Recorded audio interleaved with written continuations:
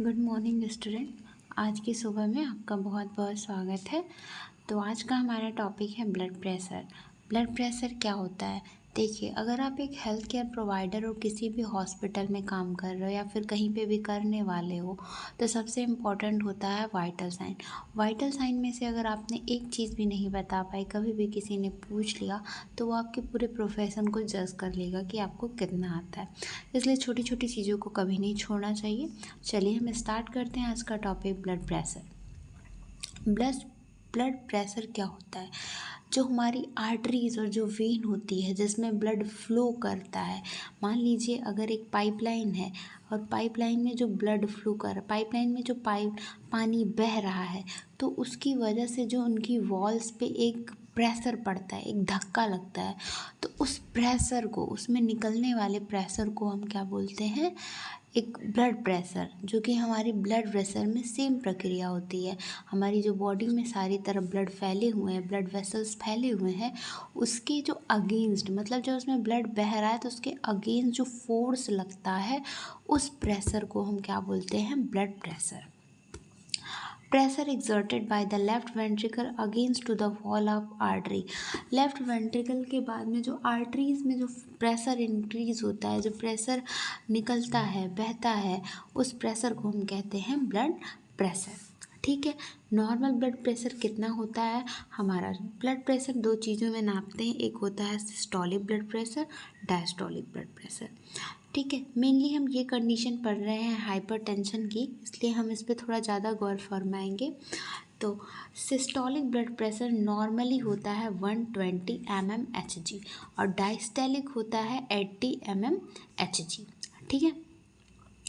लेकिन ये जब कब होता है, मतलब नॉर्मली 120/80 होता है। अगर इससे कम होता है, मतलब 120/80 से अगर कम है, ठीक है, तो वो पर्सन नॉर्मल है, उसको किसी तरह की हाइपरटेंशन की कंडीशंस नहीं है। ठीक है।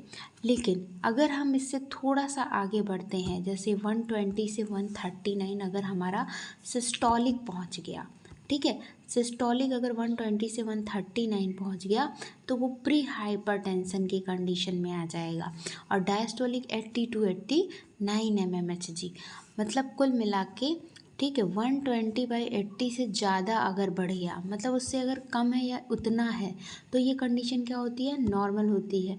लेकिन अगर 120/80 से ज़्यादा हुआ तो ये कंडीशन हो जाती है प्री हाइपरटेंशन। ठीक है। नेक्स्ट क्या है हमारा? Stage first. हम कई स्टेजेस में हाइपरटेंशन को मापते हैं, जैसे कि 140 से 90 to 99 mmHg अगर आ गया, 140/90।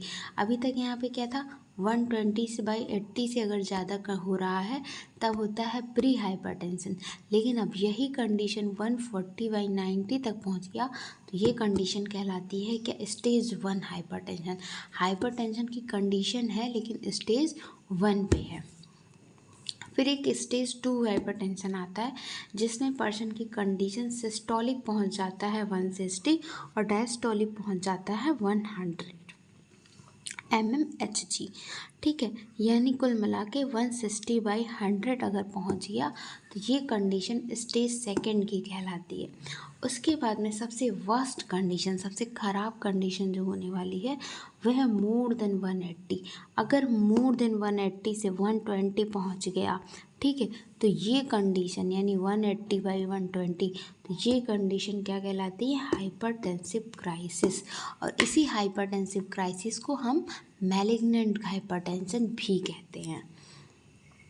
मेरे ख्याल से अभी तक इतना समझ में आ गया होगा कि ब्लड प्रेशर क्या होता है, नॉर्मल कितना होता है, प्री हाइपरटेंशन कितना होता है, और स्टेज 1 कितना होता है, स्टेज सेकंड कितना होता है, और हाइपरटेंसिव क्राइसिस कितना होता है। अब हम देखेंगे रिस्क फैक्टर। क्या क्या चीज़ ऐसे हैं जिससे रिस्क फैक्टर्स होते हैं हाइपरटेंशन के। ठीक है। हाइपरटेंशन को भी दो, इसके रिस्क फैक्टर भी दो में हमने डिवाइड करा है, जिसमें पहला है प्राइमरी हाइपरटेंशन और दूसरा है सेकेंडरी हाइपरटेंशन। प्राइमरी हाइपरटेंशन वो हाइपरटेंशन होते हैं जो डायरेक्टली हो रहे हों, मतलब मान लो हम में कोई बैड हैबिट है, जैसे हम बहुत ज़्यादा स्ट्रेस ले रहे हैं, स्मोकिंग कर रहे हैं, या ओबीज है पर्सन, या एज बहुत ज़्यादा हो गई है, फैमिली हिस्ट्री में पहले से किसी को हाइपरटेंशन है, तो इसमें क्या हो रहा है, पर्सन की जो ये सारी कंडीशन है ना, मतलब स्ट्रेस और स्मोकिंग और ओबेसिटी, इसमें जो पर्सन की ब्लड वेसल्स है वो बहुत पतली हो जाती है।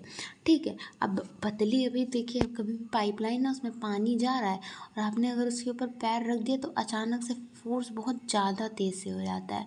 वैसे ही जब हम इसकी जगह कम कर देंगे, ब्लड वेसल बिल्कुल नैरो हो जाएगी, तो ऑब्वियस सी बात है ब्लड का फ्लो बहुत फास्ट हो जाएगा, और तो ब्लड का फ्लो फास्ट होगा यानी प्रेशर ज़्यादा होगा, तो भी वो कंडीशन किसकी होगी, हाइपरटेंशन की।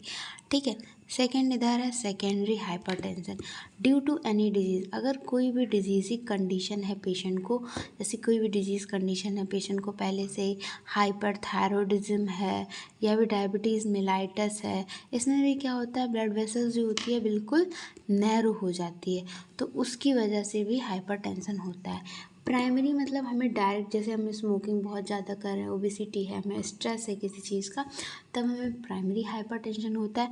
लेकिन अगर कोई डिजीज़ कंडीशन है, जैसे हाइपरथायरॉयडिज्म है, डायबिटीज़ मेलाइटस है, या सीकेडी यानी किडनी फेलियर है, पीआईएस प्रेगनेंसी इंड्यूस हाइपरटेंशन है, प्रेगनेंसी के टाइम पे हाइपरटेंशन, ये सारी कंडीशन किस में आती है, सेकेंडरी हाइपरटेंशन में।